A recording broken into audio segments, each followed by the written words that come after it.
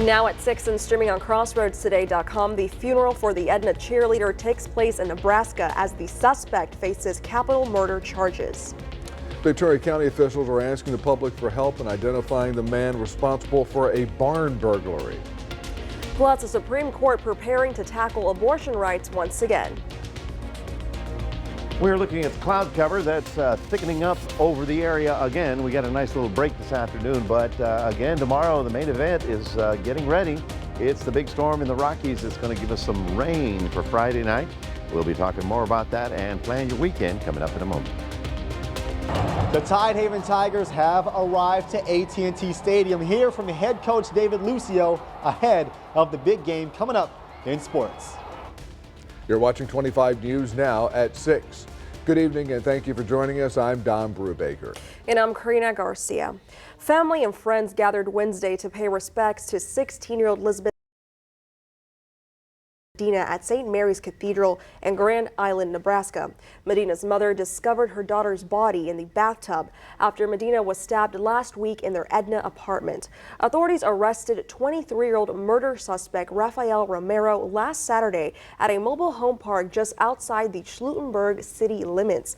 Lavaca County Today reports they actually arrested Romero back in October of 2020 for a home burglary that took place in early September of that same year.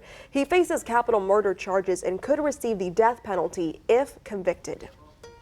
On December 6th, the Victoria County Sheriff's Office reports the Precinct 4 county barn was burglarized. Numerous tools, a welding machine, and a sign machine were taken.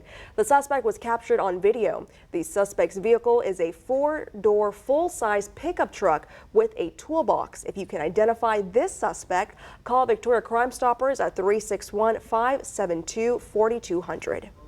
A repeat offender was sentenced to prison by a Victoria County jury for cocaine possession. Tuesday, 51-year-old William Makachek was found guilty of possession of a controlled substance. In September 2020, at a traffic stop, Victoria police found Makachek in possession of more than 4 grams of cocaine. Makachek had been sentenced to prison in 2015 for a felony DWI. After he'd been arrested for DWI at least 5 other times, the jury handed down the maximum sentence of 20 years in state prison. Victoria County deputies are working a major crash involving an 18-wheeler right now. This in the 14,000 block of U.S. Highway 59 North near FM 1686. Traffic is diverted on the shoulder and on FM 1686 to Old Highway Road. Use caution if you travel in that area.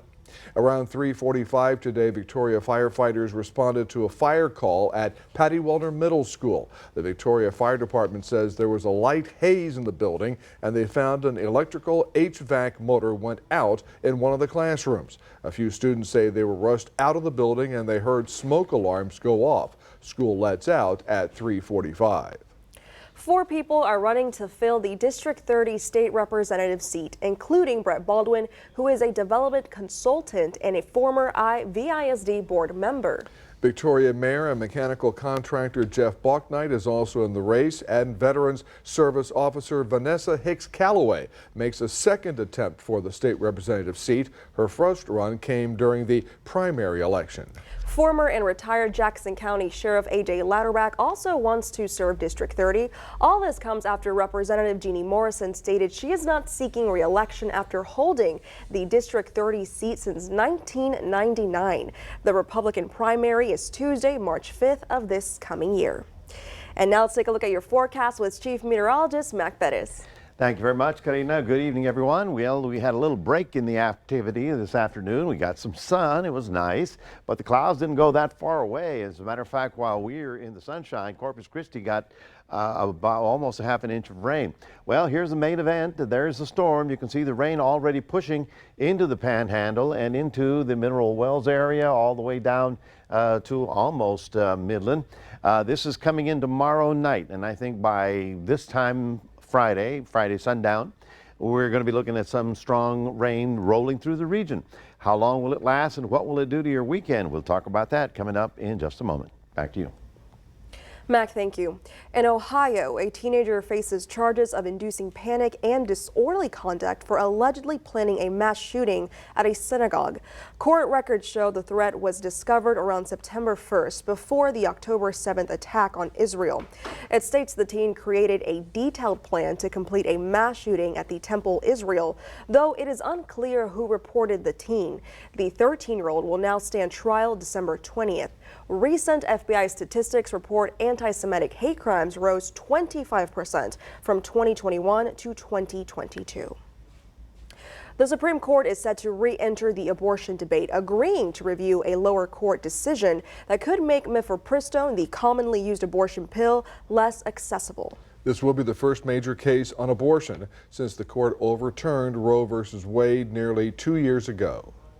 The Supreme Court will hear arguments early next year on reproductive rights regarding access to the abortion pill, mifepristone. The justices will rule on which restrictions should be imposed on mifepristone, a drug used in more than half of the abortions in the U.S. The ruling could make it a lot harder to get access to the pill, even in states where abortion is legal. So these are the main things that are on the table.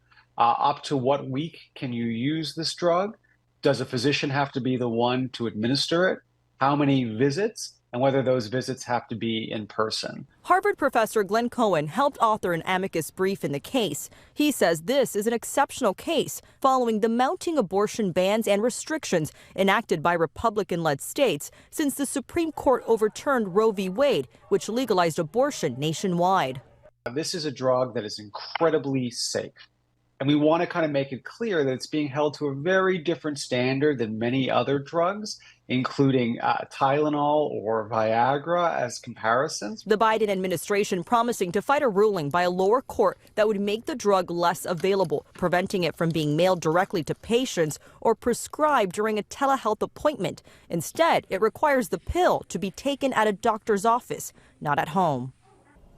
The Supreme Court is expected to weigh in on this issue by June, putting this issue front and center of the 2024 election.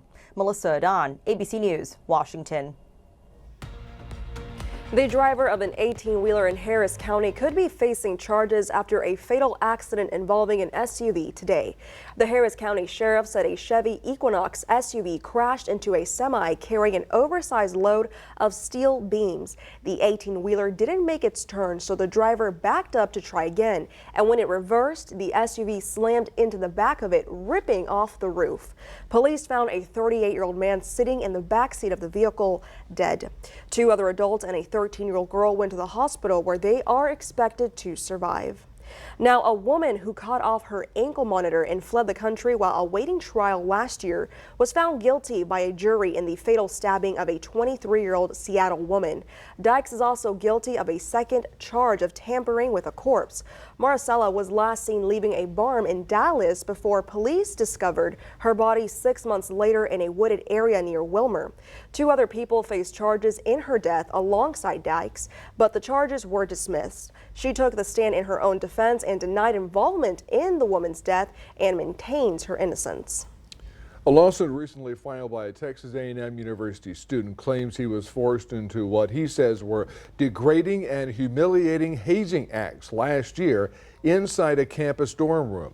KBTX reports the 10 defendants named in the lawsuit were all members of the Texas A&M Corps of Cadets at the time of the incident. The lawsuit says the incident happened on October 17, 2022. The lawsuit seeks $1 million for past and future medical expenses, along with past and future physical pain and mental anguish.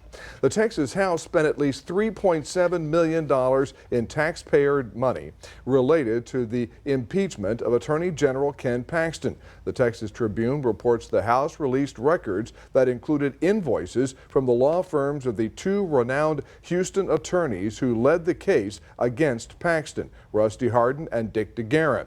The House's impeachment tab is higher than the $3.3 million taxpayer-funded settlement that Paxton sought from the House. That started the impeachment process. Remember to subscribe to our YouTube channel, Crossroads Today. Hit the like button and click the notification bell so you can see Crossroads Today on YouTube. Stay with us. The first postpartum depression drug hits the shelves. Coming up on 25 News now at 6, the price tag that might shock you. Also ahead, the defense bill passes. What this means for Texas up next.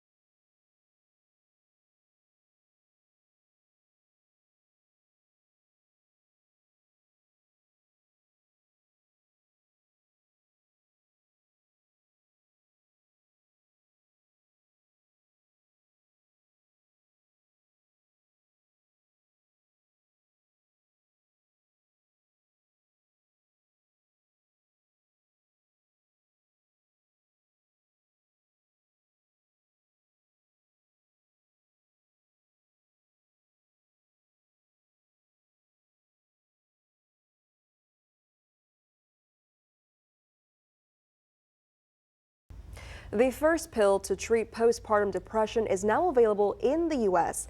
The FDA approved Zurzuvae in August to help treat the 1 in 7 women who battle postpartum depression. But it comes with a hefty price tag at nearly $16,000 before insurance.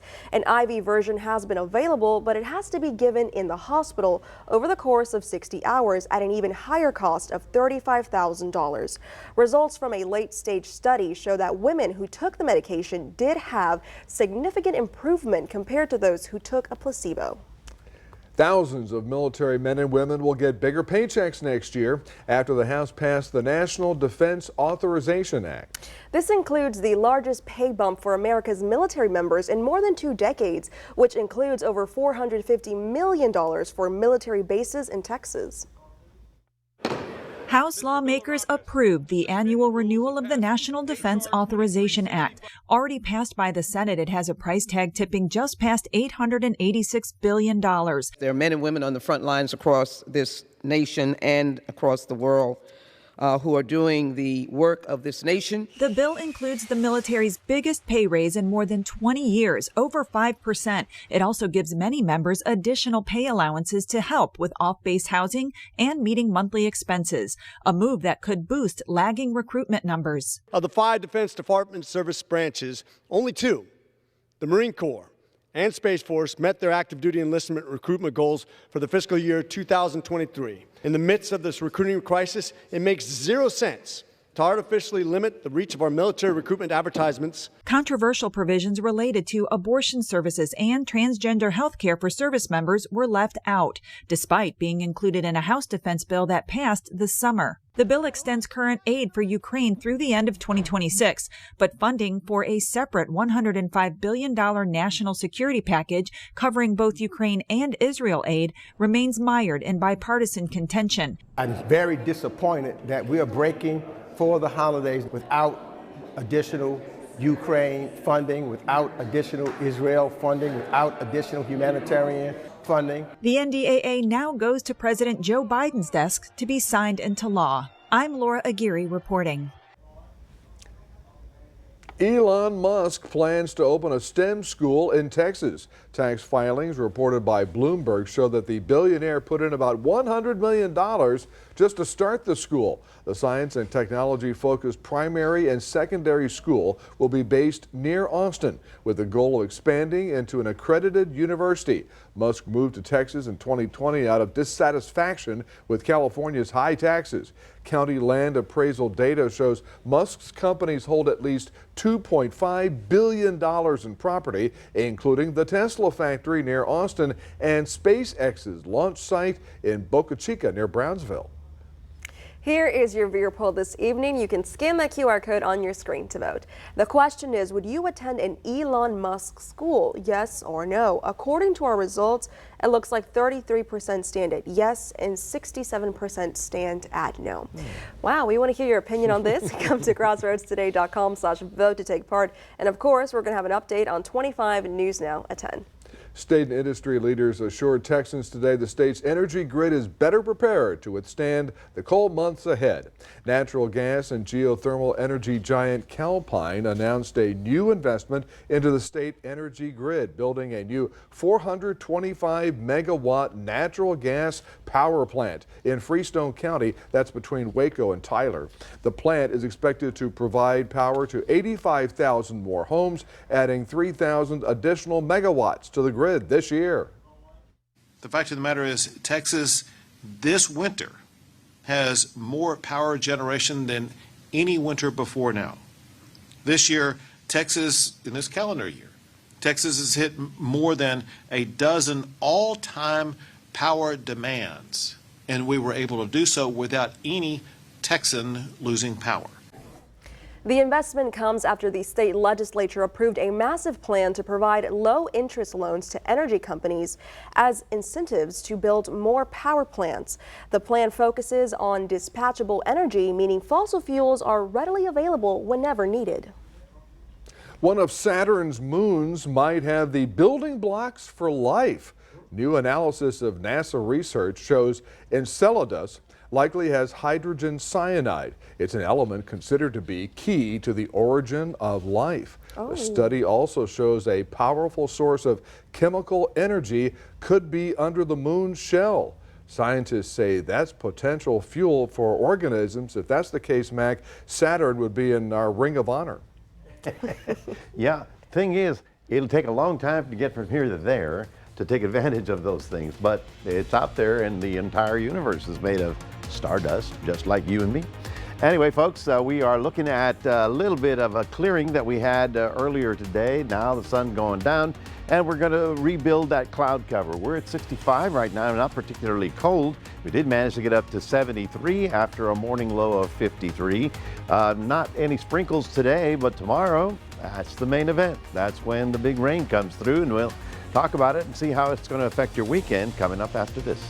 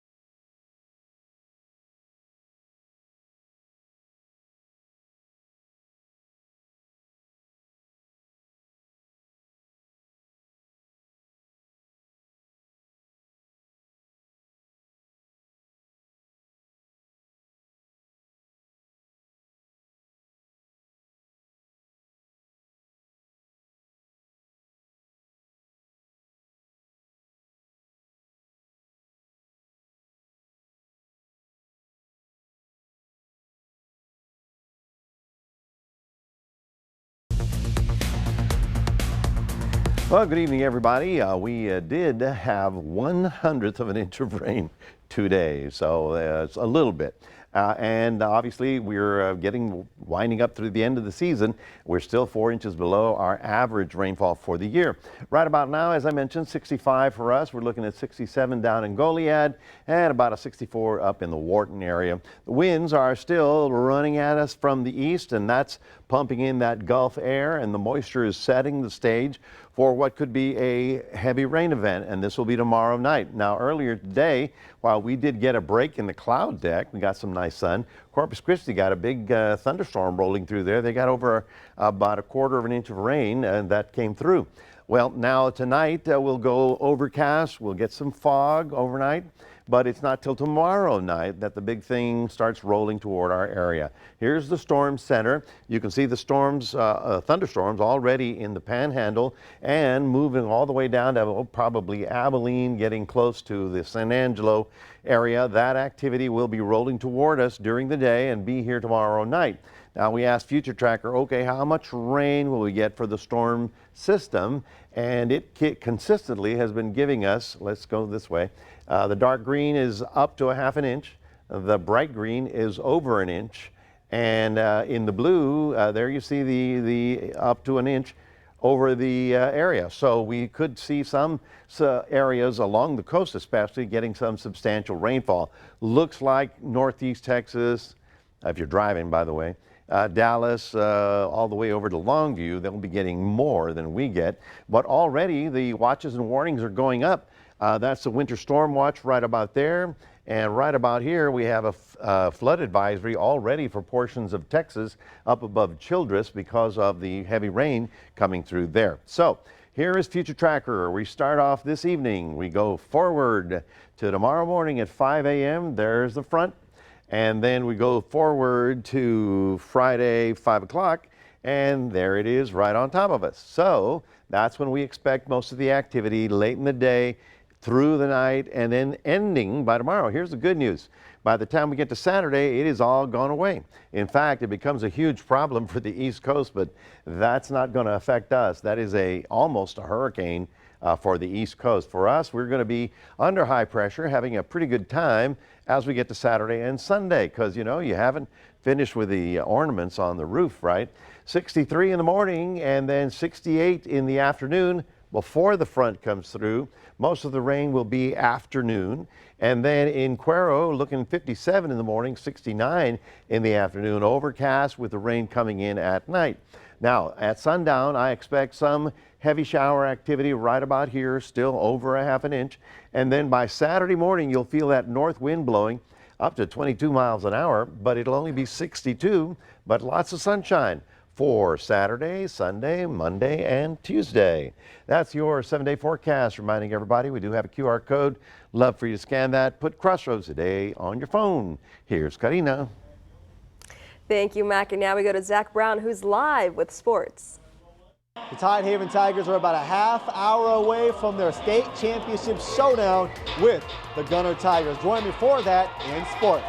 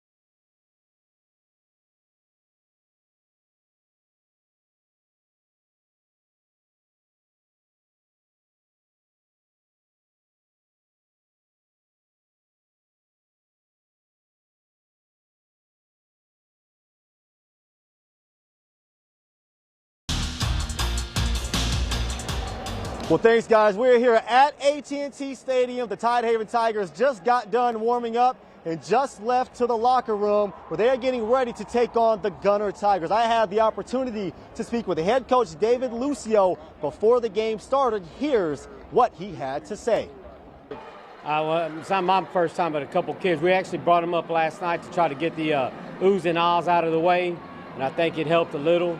But still, when you step out on this field, it's probably going to get at them a little bit. And it's a little bit of an advantage for Gunner because they've been here a number of times, but it's all good.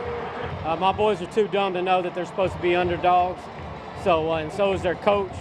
So we're ready to throw down, man. We're going to come out here and we're just going to give them the best we got and see what's up. Yeah, our community's out of this world. I've seen about 1,000 of them out there tailgating, so hopefully they're still sober enough to make it through the gates. We got to move the ball consistently on offense and then just play that Tidehaven defense, man. They got a great offense, and we're not going to totally stop them. We got to contain them and do enough on offense to keep us in the game.